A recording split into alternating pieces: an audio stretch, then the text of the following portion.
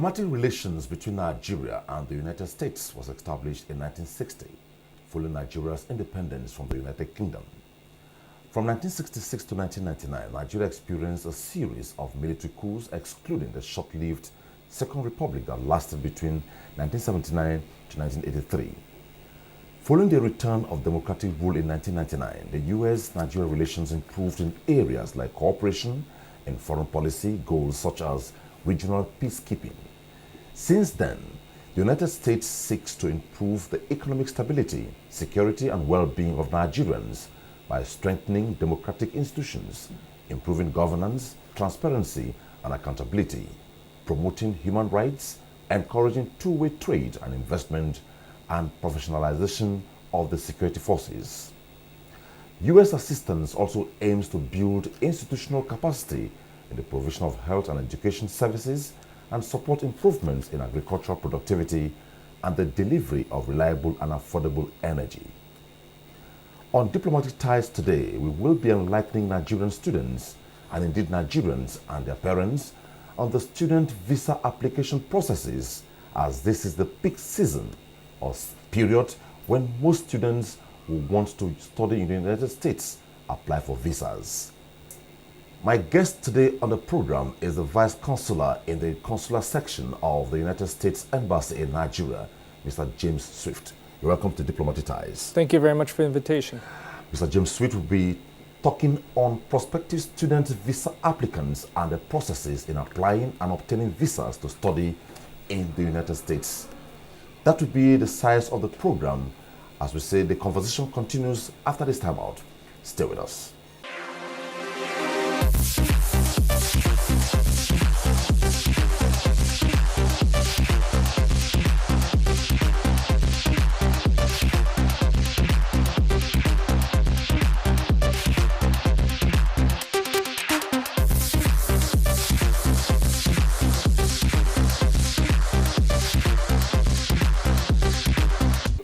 Before we go into specifics, can you give me or can you give us a generic perspective on how you run the visa section? Well, there's a number of visa officers like myself, and we perform a number of activities, both for Nigerians wanting to visit the United States and also American citizens that are in Nigeria and may need services for passports, for birth certificates, and things like that. As for the visas, we interview people Monday through Friday that are wanting either non-immigrant visas primarily, so tourists, and also people going to study and other sort of non-immigrant activities. Religious workers is another example, exchange visitors. Most of our immigrant visas, though, are handled out of the Lagos office, and they have a slightly bigger operation than we do in Abuja. Okay, that takes me to the next question. Are there special dates set aside for student visa interviews before we go into the specifics? Okay, that's a good question.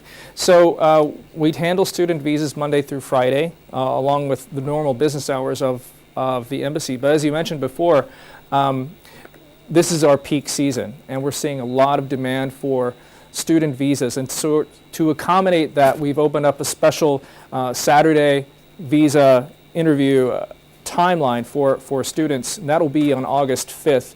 And the appointments for those Saturday visa appointments will be going live pretty shortly for students that want to schedule those. Effective when? It should be going live in the next day or two. So prospective students that want to schedule those appointments, they'll see that Saturday, August 5th date open up. And that's kind of a special thing. It's usually just Monday through Friday. Okay. Is it really cumbersome getting a U.S. visa? Well, we try to make it as easy for the applicants as possible and as easy for us. The process, it can always be improved, but so far I think that we've done as good a job as we can to streamline the process. And it starts with our website, ustraveldocs.com, which is where for any type of visa type you would start, and you develop a profile there, you pay a fee, you schedule an appointment for the interview, you do the interview, and then if the visa is granted, then it's issued within 2 to 3 business days. I ask this question because some persons feel, the impression is that getting a U.S. visa is a big deal. It's cumbersome, it's traumatic. Is it true? Well, I certainly hope not. It's never a life and death thing to get a visa and to travel. And it's something that we want to encourage as much as possible. As you mentioned, the title of the program is Diplomatic Ties. Whether it be a tourist or students, the diplomatic ties between our countries grows the more interactions we have through these types of exchanges. Is it the same impression we have from other countries in Africa? Or is it peculiar to Nigeria alone? Oh, I think it's common throughout Africa, but the difference with Nigeria is, as like you said in the intro, the strong diplomatic ties going back to the 1960s, and just the size, the scale and the size of Nigeria within the African continent. I mean, it truly is geographically, the pivot point for the continent. It's the most populous country. It has the biggest economy, and in terms of what we're talking about today with visas, it is by far the biggest source of African students studying in the United States. Okay, beautiful. Let's go to specifics now. Okay. In order to study in the U.S., what type of visa is a potential student going to the U.S. required to get? By and large, the main student visa category is called the F visa, or F1. That is for most programs from, if it's high school, up to a doctorate. There are other types for example, like special trades, like pilots. Somebody going for flight training would be on an M visa. But by and large, we're talking about the F1 visa, and that allows the student to travel to the U.S. and stay there for as long as they are a bona fide student in status with the school. What if maybe you were given a visa, say, for 5 years, and at the end of 5 years you have not concluded your studies? What happens? Well, then out of no fault of yours. Well, for whatever fault it might be, the student visa is only as valid, is valid only as long as the student is in status with the school and pursuing their degree. So once that's complete, or if for whatever reason the student has to stop going to school, that visa is no longer valid, and the student needs to return to their country of origin, in this case Nigeria. Are the interview sessions very scary? Again, we hope that they're not. We try hard to give a pleasant greeting to everyone that comes up, to make it as quick as possible, to make the process as quick as possible. But, we can't stop people from being nervous. And, every so often we have applicants that say, "Excuse me, sir, I have a stammer. Please be patient." And we're very understanding of that. And we'll say, "Okay, take your time, take a breath. We just want to have a short conversation here." Why do you make them very short? I ask this. I may not have the penchant to answer questions in a short profile, but some persons have. Right. For instance, some person you may ask, "What's your name?" Yep. And it just says, "I'm James Swift." Okay. Some person, "What's your name?" "I'm James Swift. I'm from here." Why do you make the sessions very short? Well, in a perfect world, we'd like for the conversations to go on as long as they naturally would, but it's a nature of the demand for visas, whether they be student or tourist, and so we simply just have to meet that demand. I do over 100 visa interviews a day from 7:45 till whenever that gets done, in order to get everyone in and out and served as quickly and as conveniently as possible. We have to keep the interviews short. So that's why they typically run no more than a few minutes. Okay. Do you consider that some person would have enjoyed it if it was longer? I think some people would. I mean, I think I would in some cases. Sometimes it's a good conversation, you'd like to keep it going, but you see the line in our waiting room and then out the door, and you realize that it would be rude to those people waiting to sort of stretch out the conversation any longer than it needs to be. So are you telling us that it's no more as stressful as it used to be? Because it used to be as if it was a talk of war going to get a US visa. Again, I can't tell people to not be nervous. That's just a human reaction. I can tell people that there's no reason to be, and to relax, and to say that we really just, as much as possible, the visa officer, in my case, is trying to have a natural, easy conversation. It's only going to be 2 to 5 minutes. We want to understand your motivations as a prospective student, how you've done your preparations, and how you're going to be able to pay for it. Do you have a data bank or a compendium where I would say how many Nigerian students are studying currently in the US? Do you have that? Yeah, so according to our latest figures, which are from May of this year, it's just over 14,000 Nigerians that are studying presently in the United States. And so as of last year, we issued about 6,700 student visas to Nigerians. So currently, now given the number who are studying there, how do you peg yearly? Do you give me, okay, for this year we'll give this year, we'll give, how do you do that? Do you do that? Oh, there's no quota. I mean, it can be as many as, we don't put a number on it. It's just as many as students, prospective students that qualify for the visa will get the visa. So you talked about last year, 6,000? Well, 6,700 people were issued visas. Okay. But consider that most programs in the U.S., if it's a master's degree or undergraduate, it might be 2 to 4 years. So some of the students are still there from 2 years ago or 3 years ago. So the total number at any given time changes because people graduate, people may flunk out of school, people may extend. But right now, as of May, the total number was just over 14,000.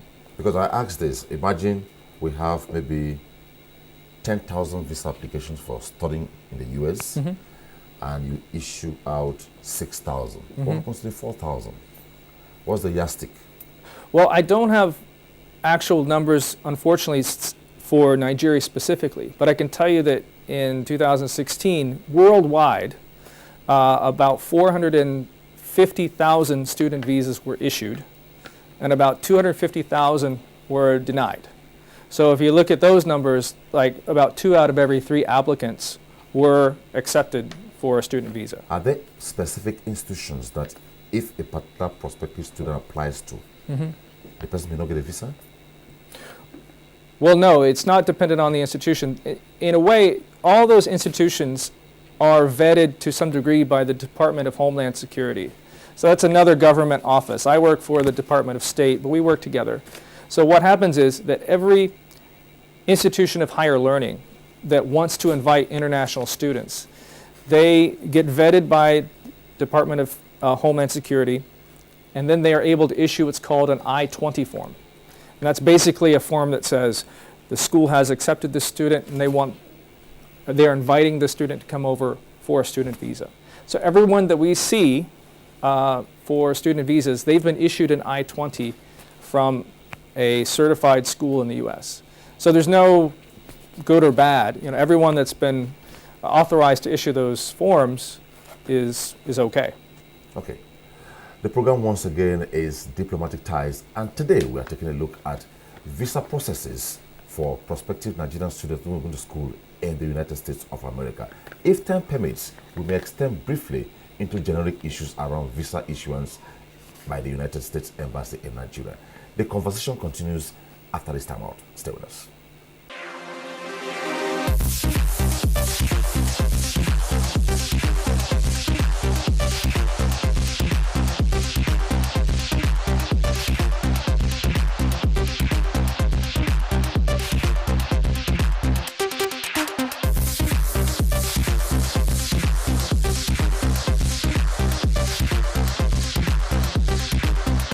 Okay, before we went on break, we were looking at the number, who gets what and who does not get what. Now, if I receive the visa and attend an American school, what happens if I withdraw from the school?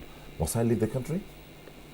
The short answer is yes. And there's typically like a grace period of about 30 days, I think it is. But the visa is no longer valid as long as you're out of school.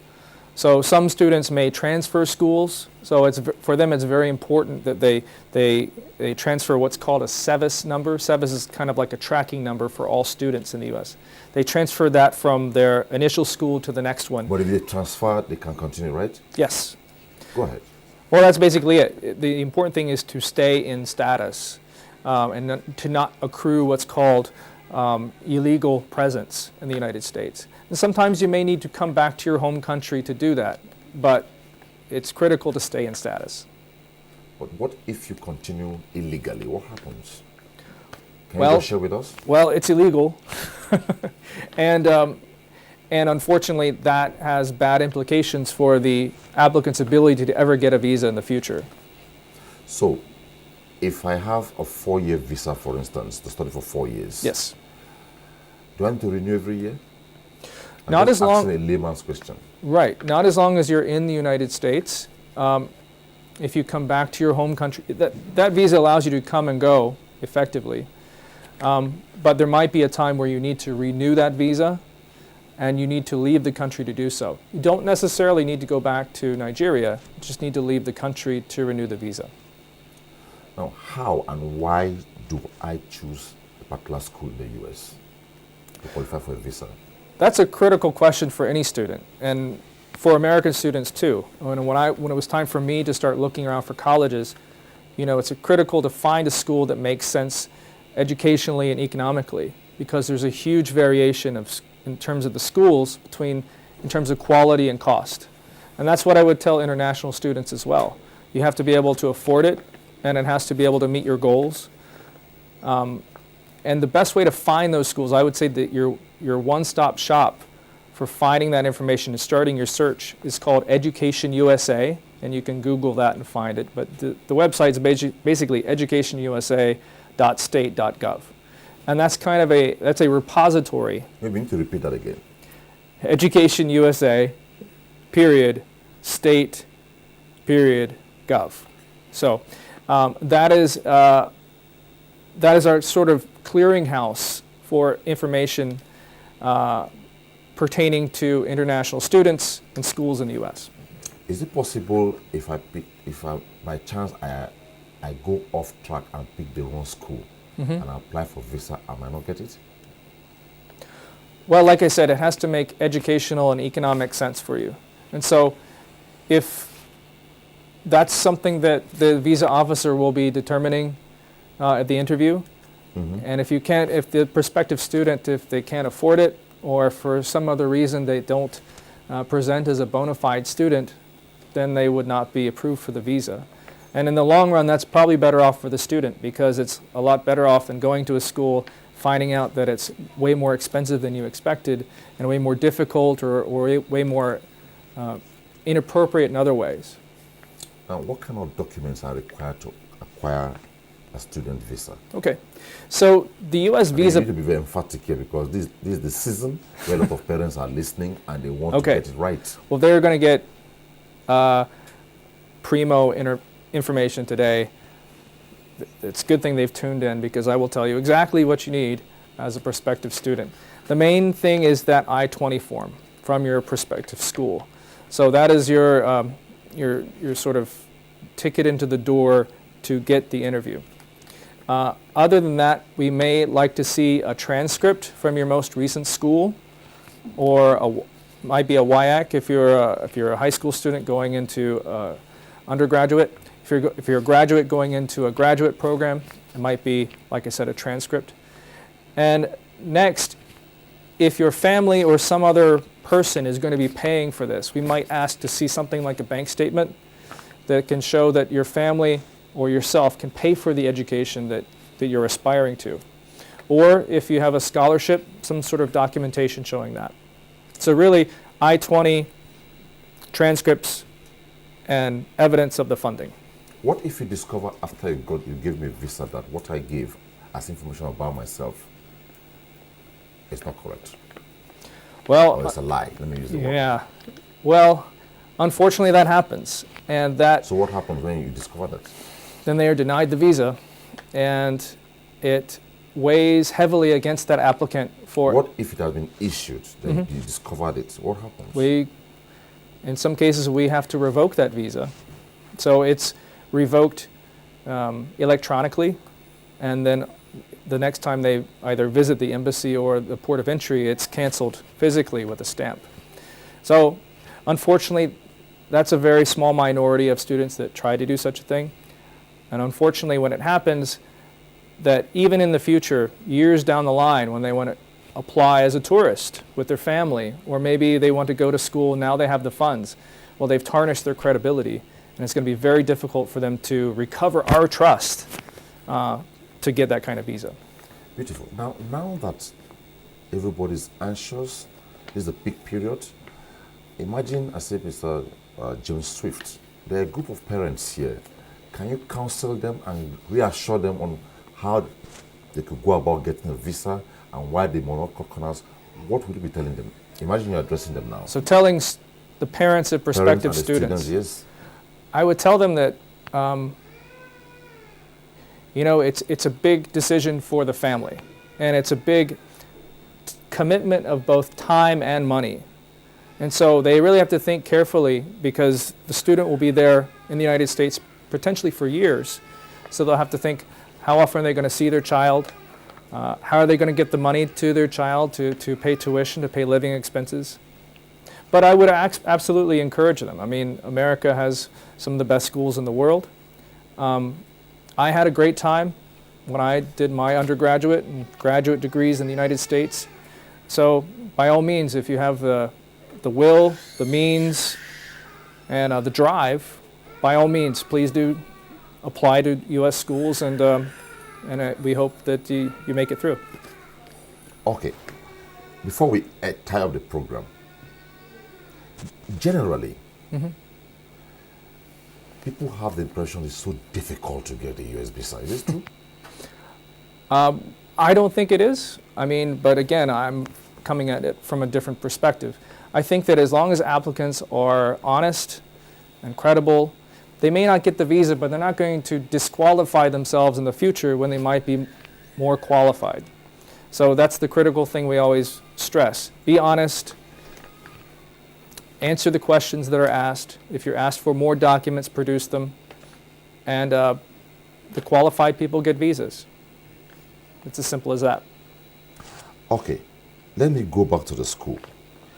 And where do I find information about U.S. schools so I can make a good choice? Okay. Well, I'll return to the website that I mentioned before, which is Education USA, and the website is educationusa.state.gov. If you Google Education USA, it'll be the first entry. We have a whole library at our embassy here in Abuja. Is it open to the public? With invitations, yes. And once if prospective students can schedule a time to come by at our occasional open houses, and we have Education USA representatives that show off our library and to give talks to prospective students. That is really the best way in the door to starting this process. And then besides that, it's up to you and the prospective student to search, through word of mouth, to your friends and family, through the internet, through magazines. It's a huge decision, no matter who you are or where you are, where you want to go to school. And so I would emphasize highly, do as much research as possible. So, does the travel ban policy affect students largely? Which travel ban are you discussing? The US. So the executive order that came out? Yes. It doesn't, because that executive order, which is still being debated in terms of its form, applies to only 7 countries, and none of them are Nigeria. And it's not really about students, so none of that really affects the process we've been talking about today. Okay. So, by and large, we say it's so far so good. It's not a big deal or not cumbersome to get a U.S. visa?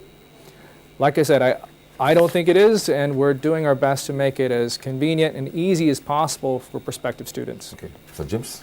Thank you very Nice much. talking with you. I've been speaking with Mr. James Swift. He's the Vice Consular of the Consular Section of the U.S. Embassy in Nigeria. That's about that on the program today. Diplomatic Ties. Always be there to share time with us. Thanks for watching. On behalf of all of us, bye-bye.